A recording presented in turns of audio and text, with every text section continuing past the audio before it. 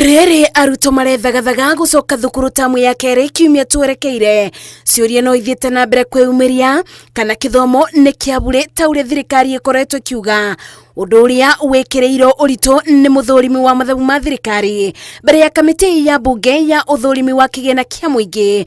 Riboti-inĩ ya mwanya ĩrĩa yonanĩtie atĩ gatagatĩ-inĩ ka mwaka wa 2020 nginya mwaka wa 2024 thirikari ĩtiarĩbire ciringi birioni 117, ũndũ ũrĩa ũcoreire mũingĩ mbica ya kuonania mũrigo mũritũ wa gĩthomo ũrĩa ũrĩ ciande-inĩ cia thirikari. This government policy, do you think it is tenable?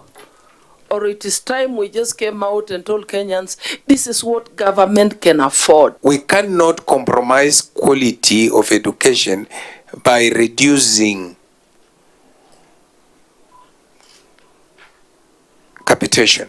As a State Department, we are doing everything possible to ensure that we get enough resources to fund free primary, free day secondary, and free junior education in Kenya.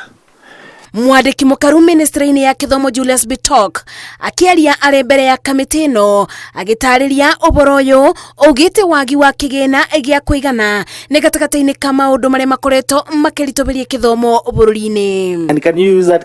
Can you first pay those pending bills even in the budget to make sure that these schools are sustainable even before we speak of changing the rate per capitation, the inflation and so forth. Yes, because we wouldn't want our secondary schools to go that route of the universities. Junior school level budgetary and enrollment data across fiscal years 2022-2023 to 2023-2024 indicates underfunding of 3.6 billion.